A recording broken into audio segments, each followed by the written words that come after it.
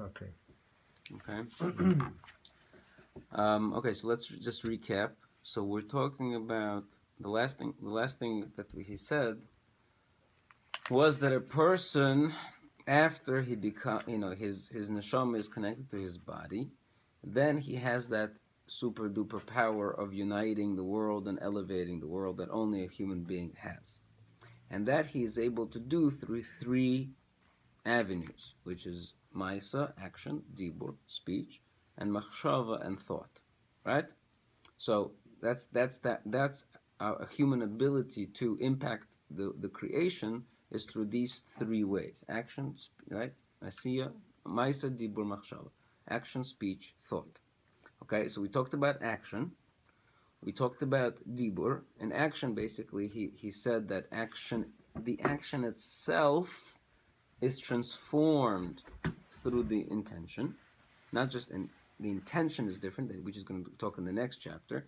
He talked about how the action of different people is different based on the thought and the ideas that drives the action. So the action over there is different. Then he spoke about the dibur, which is speech, that there's no such thing as a word that's for nothing. Every word makes an impact, whether it's good word, bad word, every word has an impact. We have no idea how far reaching our words are. That was this chapter. Okay? In the next chapter, he's going to talk about machshava, right? Now, in the middle of, so we skip, so we basically, most of this chapter, this Parak Yud Gimel, was him bringing proofs from various sources, from Midrashim, from Zohars, about how every word, whether it's a good word or a bad word, has incredible repercussions, right, and significance. But now over here, he has a very, very basic and very fundamental Hagah, which explains these four worlds and these souls and how they're interconnected. So let's see if we could get some out of it. Okay, so this is the Hagah in Perek Yud Gimel, right? Ulefi Seder Hadalad Oilomis Avia, right? You have that? Wait, where are you? This is Perek Yud Gimel. Oh yeah, Hagah. Ulefi Seder Hadalad Oilomis, and according to the order of the four worlds. I have a subtle different look here. Hadavar alamas. Hadalad. Hadavar. Ulefi Seder Ha'arba. Four. Arba, four. Ulefi Seder Hadalat Oilamas, the four worlds, which is Aleph stands for Atzilus, Beis stands for Bria, Yud stands for Yitzira, Ayin stands for Asiya. Right? Yeah. Hoya Roi Loimer Tchila Loshen Bria, Ve'achar Kach Yitzira. Right? And he's explaining, what is he talking about? Where is this going back? 1 second. Right? He's talking about the pasuk in the beginning of the chapter. The pasuk that he brought was Kihine Yoitzer Harem. Hashem is the former of mountain, Uboire Ruach, and he's a creator of Ruach, of wind. Right? So he says why. So his question is, why is Yitzira, formation, which is a world lower, mentioned before Bria, Boire, creator, which is a world higher? Okay, Amnam Ha'inyan. So what does this mean? Kiloshan Yitzira, because the loshan, the word Yitzira, formation, right? Perusha hitstairus dover yesh mi'esh, is forming or reforming or reshaping or shaping a thing, dover yesh mi'esh, from something into something else, right? Meaning you have some kind of a substance and you're shaping it into a certain shape. That's, you're giving it form. That's what the word Yitzira means, right? You're shaping a substance that is already present. It's dover yesh, something, mi yesh, from something else, right? Uloshin bria, the word bria, which means creation, perushay dover mechudash, it means something new, yesh me'ayin, something from nothing. Yesh me'ayin, right? Yesh is something, ayin is nothing, something from nothing. And the other one was something into something. From something, right? K'moshe yeskimu kol hapashtonim, and this is agreed upon by all the basic commentaries. right? V'chein omru b'zohar chodesh. If you look in Zohar, same thing, right? V'zeshu omru afal pi sheniru lono she'ata achar abriya hurak yoytzer harem. That, and what the pasuk is saying, that even though after the bria it looks that HaKadosh Baruch Hu is only a yoytzer harem, is only a former of mountain, yesh mi yesh, something from something, ki hischatshus yesh mi ayin kvar hoya b'sheshis mekedem, because the real creation took place earlier during the 6 days of creation. Okay, we'll go Aval from ha'emes, um, yeah, where'd you lose me? in the beginning, something from nothing. How does he go from something to something from nothing? He's just explaining what the words are. Okay, and The then words how does he bring down that Yetzira. Hashem is something from something? He didn't say Hashem is something. No, from he's something. saying Hashem is creating something from something. No, the pasuk says again. Go back to the pasuk. The pasuk says, "Kihina yoytzer harem." Hashem is a former of mountains, uboirei ruach, and he is a creator of wind. So if mountains, he's a forming mountains. That sounds like a creation of yesh. No, that sounds like forming. Forming, you form something that out of something that you already have. Uboirei ruach, and you create wind. That's talking about a creation of something out of nothing, Okay. right? And then the pasuk is Magid lo Masecho, and he tells the person, reveals to the person what was his speech. So he gives the definition of each one of those, basically. Right. Okay. So good. So he's saying afal pi. So zeshu amru afal pi shenira lono, that it seems to us she'ato that right now achara bria, we're living post-creation, post-initial creation. Hurak yoytzer harem, HaKadosh Baruch Hu is only a former of mountains. Yesh mi yesh, which is something from something. Ki hischatshus yesh mi ayin, because creation of new, yesh mi ayin, something from nothing. Kvar hoya b'sheshis mekedem, was already took place during the 6 days of creation. Aval ha'emes, but in truth, just like then, so too now. B'chol eis v'rega, in every moment. This is a throwback to what he said way back in the beginning of the book. In every single moment, hu boire oisom umechatchem yesh me'ayin. He really recreates them and he renews them something from nothing. Al yidei chiyus haruach, through the renewal of the spirit. Shemashpia bohem mechodosh b'ritzones borach kol rega, which he imbues into them in every single moment. So over here, the ruach, the wind, he's saying, is not referring to the wind; it's referring to the spirit of the world that's continuously renewing kind of the creation. V'chein omer b'roves hu hayoytzer hu haboire. Hashem is the former; He is the creator. V'hu kanal, and it's referring to what we said above. That again, that every second the world is recreated. It appears like Hashem is forming the world from something that's present, that's there already. But in reality, he's also Boyer Ruach. He also is the creator of the spirit. So therefore, he continues to recreate the creation. So why do you need the latter if you have it first? What I mean by it is, if the whole concept that he's let's see. So I think he's going to answer your question now. Okay. And from this, you could you will understand Hamayin. If you look into it, I'll pi poshut inyan hadalad right? And then you can understand the basic meaning of the dalad oilamas, of the 4 worlds, shenikru, that are called Atzilus, Bria, Yetzira, Asiya. Atzilus, the best way, he's going to explain again what these words mean, but Atzilus, let's call it right now emanation, or closeness, or emanation. He's going to say both of these things. Bria means creation, Yetzira means formation, and Asiya means making, or would be finishing, would be the better translation. And this literal translation as Asiya is making, but over here it means finishing. Okay? Kimudas, because what is known, Shehoilomas nishtal shulu behadroga mimadrega lemadrega. Because it is known that the worlds were nishtalshlu, were emanated gradually from memadrega lemadrega, from level to level, right? The worlds were not just created, but it was a gradual creation of higher worlds to lower worlds to lower worlds to lower worlds.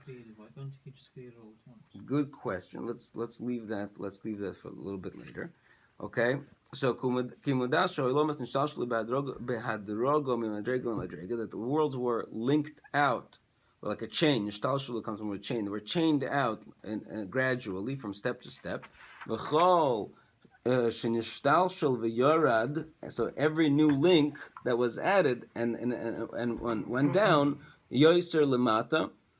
Further down, nis'aba yoiser became more thick. The word literal translation became thick, meaning it became solidified, meaning each layer, each lower layer is more physical, right? Is more mamoshes, is more substantial than the previous layer.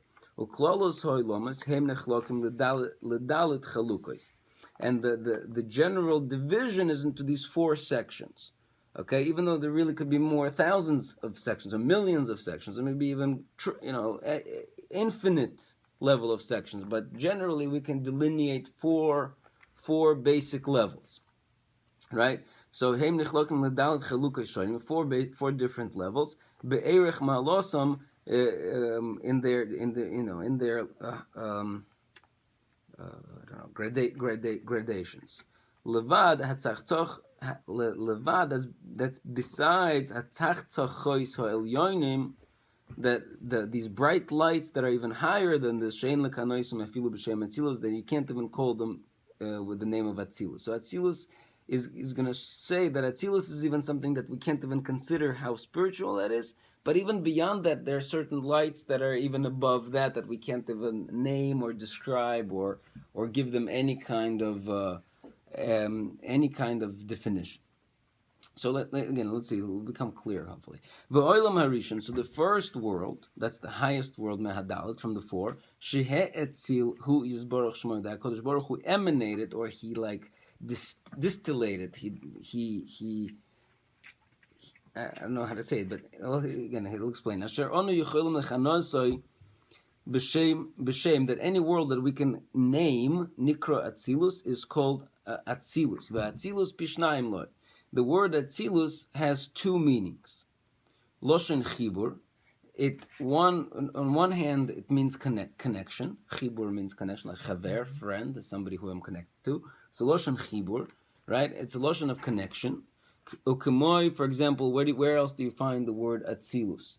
So he says you find it kemoi etzloi. Right, when you say this is Eitzel this in Hebrew, right? This is next to this, you say the word Eitzel, like Eitzel, right? So Etzloi means by him, right? So Kemoi Etzloi, right? It means that so the word Atzilus in one meaning means nearness, closeness, right? Connectedness, okay? Uloshin hispashtus ruchoni, but also means hispashtus. Hispashtus means emanation, expression, right? Again, like distillation, like some kind of a, right?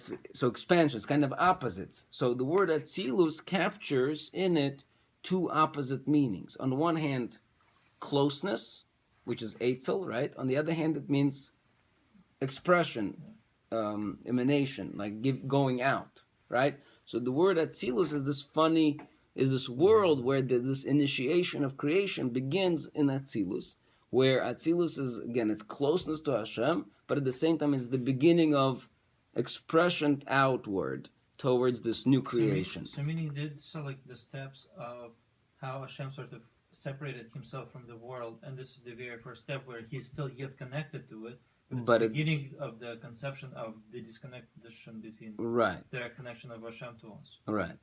Okay. Yes. Okay, so he gives another example. For example, where do we find the word hispashtus or expression used by Atzilus? But it says in the pasuk Vayotzal min haruach. HaKadosh Baruch Hu, when this is with the story of Eldad and Medad. Before the story of Eldad and Medad, Hashem, right? Moshe Rabbeinu says, "I can't do it alone," right? So Hashem says, "Okay, I'll get yourself 70 zakanim, right? That you should, right?" And he says, "I wish everybody would be prophets, right?" He wanted them all to be prophets. This is really afterwards, but anyway, so Hashem said He took the 70 zakanim, vayotzel min haruach, and He kind of He emanated, or he drew forth from Moshe Rabbeinu's ruach onto them, and they became prophets. And really, Eldad and Medad did not go in, and when they still got prophecy, and that was their big thing, is that they got prophecy not through the channel of Moshe Rabbeinu. They got prophecy on their own, because only the 70, it says by the 70 Vayotzal min Ruach, that Hashem kind of extracted Vayotzal. He extracted from him the prophecy onto them. What? They were part. That's the whole reason why they got it, because they were supposed to be part of the 70, but they didn't go in. Right? They were humble, so they decided to get their names out of the lottery. So therefore they didn't get the prophecy out of via the channel of Moshe Rabbeinu, but as a result they got prophecy on their own. The reason why Hashem gave the prophecy through the channel of Moshe Rabbeinu is because Moshe Rabbeinu complained, hey, I can't do it alone. So in a sense, kind of that was like I don't know if it was a punishment of sorts, but it was like a consequence of his action was that hey, okay, so now you're gonna have to share some of your prophecy with these people. Okay, so Vayotzal min Ruach, he extracted from his spirit, right? Furthermore, he says we see that this section of the arm, the forearm, is called Atzile Yodov. Atzile Yodov. Why is it called Atzile Yodov? Yodov is a hand. Whatever, the whole thing is called this part is called the Yad, but this is called Atzile Yodov. So it's extension of the hand, right? So it's really, so he's saying it's Shehem Mechuborim Baguf Tomid. These parts of the body are connected always to the body, right? V'gamas Cholas is Pashtos Yodov, but they are the beginning of the extension of the hand. Right, so again, that you have the same idea where you have the word Eitzel or Atzilus is encompasses both of these two kind of contradictory ideas of connection and expansion and extension. Because in the world of Atzilus, everything there is complete godliness. Okay, total godliness, right? Like it's written in the Tikkunim. What does it say? But Atzilus, regarding Atzilus, it says Ihu v'garmoihi chad. Him meaning Hashem, v'garmoihi, and his essence chad is one. Right? There's total unity in the world of Atzilus. Him and his essence is one. Ube'etz HaChaim shardru she'aviyah. So a bunch of these other places where if you really want to understand, again, so he lists a bunch of places which we're not going to go into. So all of these, if you really want to understand what Atzilus means, you got to go check out all of these Kabbalistic books. Okay, so I'm skipping till that, and the V'nikra Ayin, you have that? V'nikra Ayin, I just skipped all of the list of sources. V'nikra Ayin, so the world of Atzilus is also called Ayin, nothingness. Ayin, nothingness.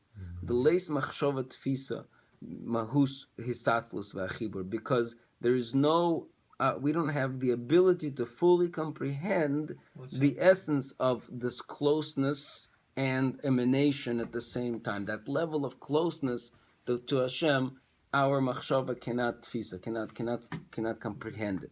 Okay, because Hashem and his life, his vitality and his essence, it's all one, and that's infinity, that borderlines on infinity, which we can't really comprehend. So there's nothing about we have no interaction with the world of Atzilus. We don't have any direct interaction with the world of Atzilus. It's out there somewhere, but we don't have any interaction. Okay, so that's the world of Atzilus, and that's called Ayin. It's the beginning of the creation, but that is still called Ayin. It's called nothingness because we have no grasp of its essence, right? So, but after that world, v'olam hasheni, so comes the second world. Nishtalshul, it's chained out. V'yorad madrega yoyser me'arishon, it's a lower level from the first one. Shemusag al kol ponim k'tzas mitziyusay. Over there, we can at least somewhat grasp its essence. Sheyuchali korei yesh, and therefore we can call it yesh, something. Okay, so that level of creation, which we're going to call Bria, right? That's already creation. That level is called Bria, creation, the level after Atzilus. So since we have some hasaga, some connection to that world, we're going to call that world Yesh, something. Okay, that's why we call it Vu Hayesh Meyayin, something from nothing. When we're referring to literally Yesh Me'ayin, we're talking about the world of Bria, which was created out of the world of Ayin, which is the world of Atzilus. So you basically start from nothing, then you have nothing, something out of nothing. Right. Then you're probably going to have something, and right. you're going to have something out of something. Right. So, right, V'hu hayesh me'ayin, v'lechein nikra b'shem bria, that's what it's called, creation, like it was written above. And v'oilam hagimel, so comes the third world, nishtalshel b'seder ha'madregus me'olam hasheni, it's linked out from the previous world, the second world, v'nis'aba yoiser, and it's even more substantial, shemitziyusu musig yoiser, so therefore its essence is even more graspable by us.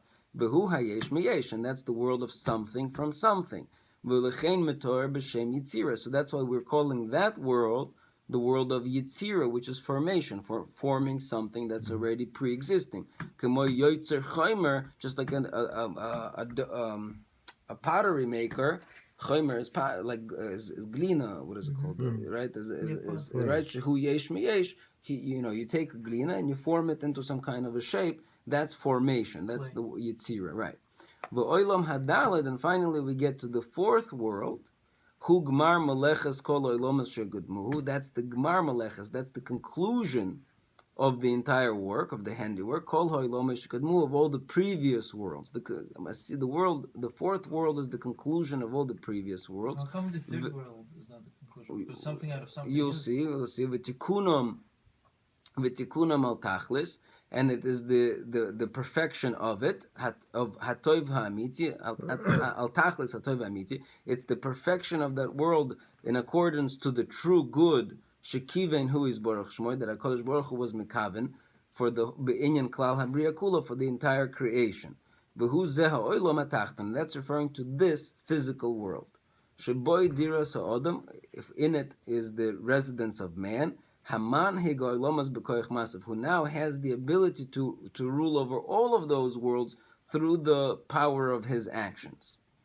Right? So the word asiya, which means making, literally means making, we'll find is going to bring psukim that the word itself asiya also is referring to, again, like perfection. So for example, if we were talking about again the same pottery maker, so there is this world of Ayin. Whatever that world is, we don't know exactly what it is. Out of that Ayin, somehow there is created this thing called Chomer, this basic clay. This basic clay. Then the clay maker forms this clay into a shape, right? So that's formation, but it's not finished. It's not a finished product yet. Then he has to bake it, and then he has to decorate it. So that finishing touches of that whole process of finishing a product, that's asiya, that's perfection. That's the finishing touches of what existed. So that's the world of asiya.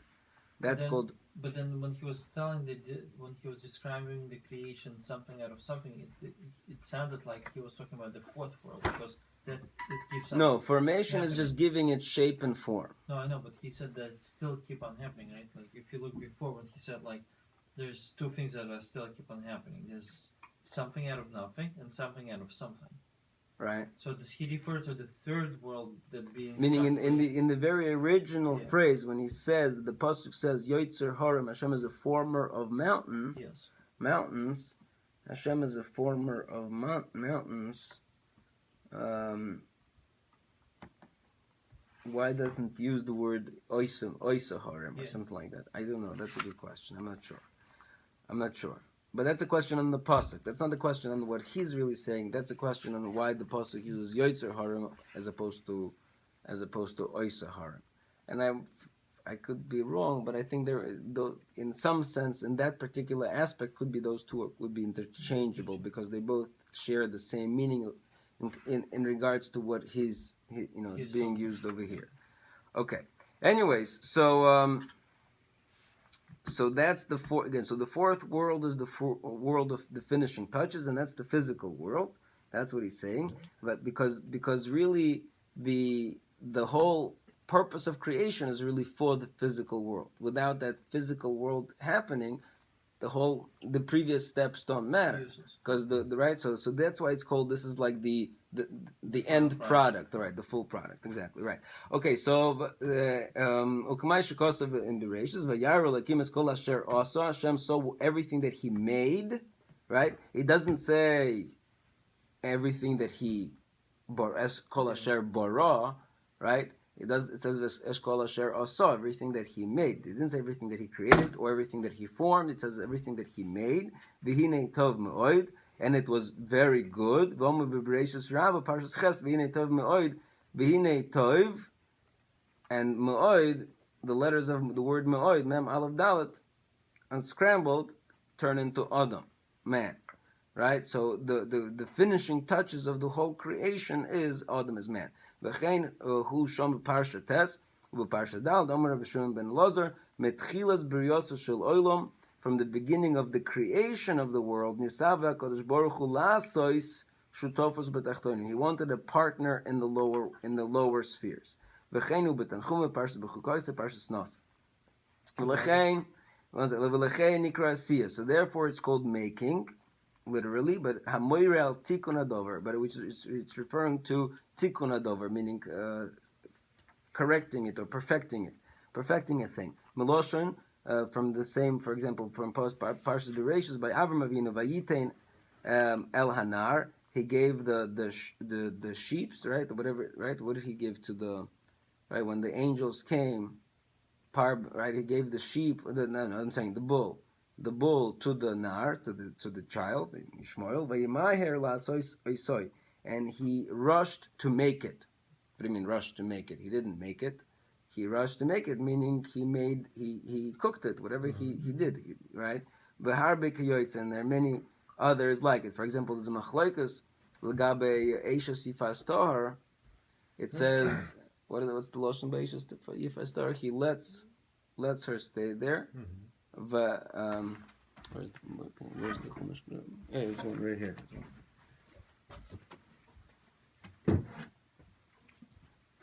So, right, when he grabs the woman from the war, right? It says v'gilchas reisho, he shaves her hair. V'osa soes tziperneha, and she makes her nails. V'osa soes tziperneha. What does it mean if she makes her nails? What does that mean? So there's a machlokas. Either she cuts the nails or she lets the nails grow. The machlokas exactly what that means. Rashi says like that. Tigadleim, that she lets them grow. But so also always like nails always refer to a completion of the creation of a body, right? I think maybe that's like the last thing that the baby is born is like the nails in the womb. So also so as tziparneha, the end process of making some of creation is called making. It's like the last touch, right? Okay, so v'lechen nikra asiyah. That's why it's called the asiyah, right? Okay, v'chein omer b'zohar chodesh asiyah hu tikkun adover. In Zohar it says also asiyah, making is tikkun adover, is completion of a thing. Begoidel umayla mekamoy shehoya, from to improvement on what it was previously. And again, another pasuk, Vayaz David Sham. I'm not sure what the pasuk over there is talking about, but David made, meaning he perfected something. Okay, so that's the end of this. So again, so these are the four layers of creation: Atzilus, Bria, Yetzira, and Asiya. Right. So to your question, why did it have to be like that? Because I think we mentioned this before. Is that if Hashem is there, nothing can exist. Mm-hmm. If Hashem is not there, also nothing can exist.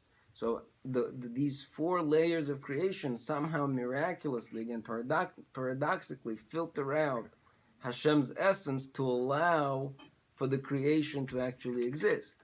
So the closer you are to Hashem, the less filtration there is. Mm-hmm. Right? When you get to Atzilus, there's almost the filter is almost lets all of Hashem's essence through, and we don't have any grasp on what it's like out there, and we have no interaction with that world.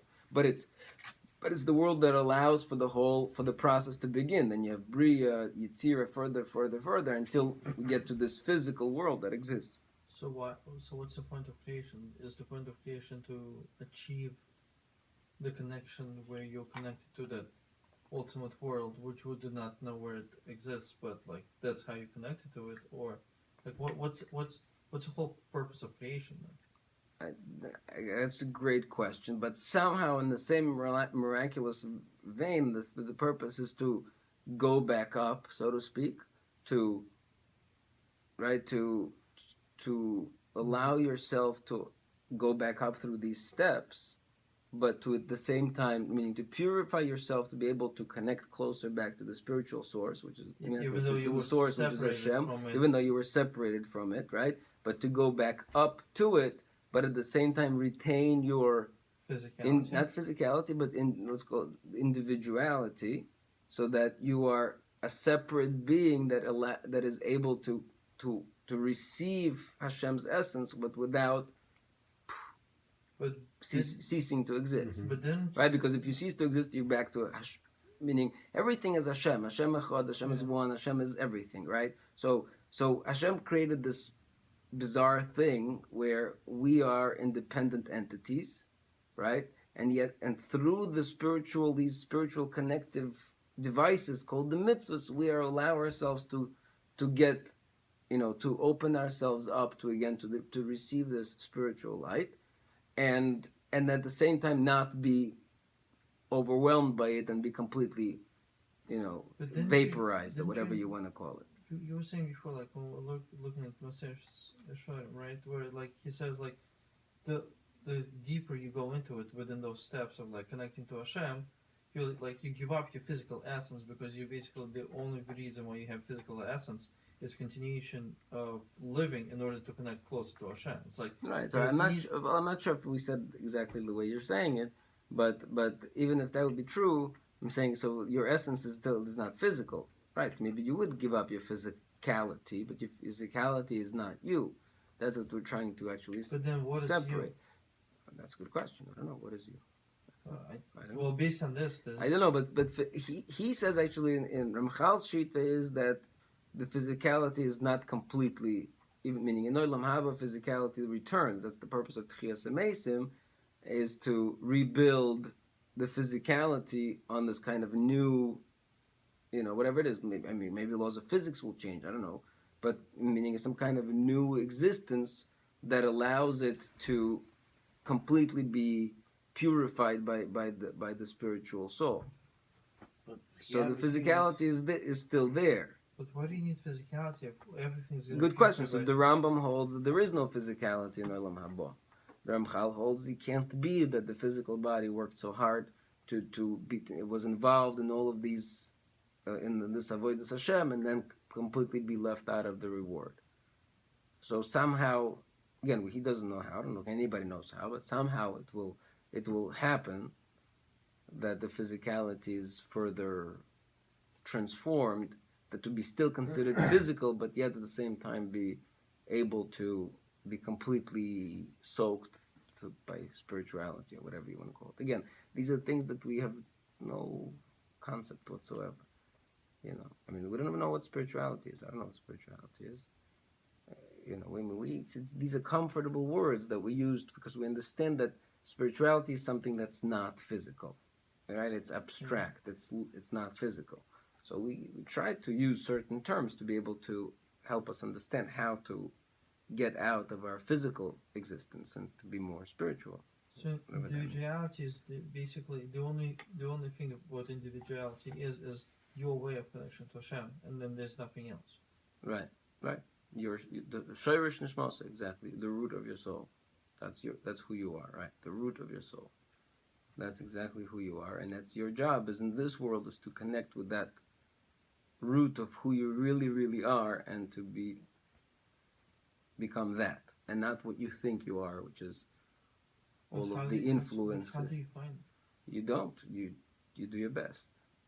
Like he says in Mesilas Yesharim, your first like that these 10 levels, right? Your 10th level is your kedusha, your 9 levels of your avoid, then your kedusha is a gift. In the end of it all, you come to it. You work. You try this. You try that. You do your best. You work your whole life to be dedicated to the service of Hashem. And at the end of the day, Hashem says, "Okay, you're worthy, and here it is." You know, it's not exactly a gift because it's the gift that's based on your effort. So it's like power steering. You threw the ball with your force. It would have flew whatever it is 20 meters, and lo and behold, boom, and it goes a million miles. But it's because you threw it. It didn't. Right? It's an extension of your efforts. So, but right, because without that help, I don't know if we can do it, especially in Golos and all of the other, with all their baggage that already pre-existing baggage that accumulated. Who knows? But we do our best, and hopefully, we keep on running, chugging, and eventually, all of a sudden, there's this moment, I guess. Okay, we'll get there. We'll Nirvana, whatever. Okay, I think it's a good place to stop. Thank you.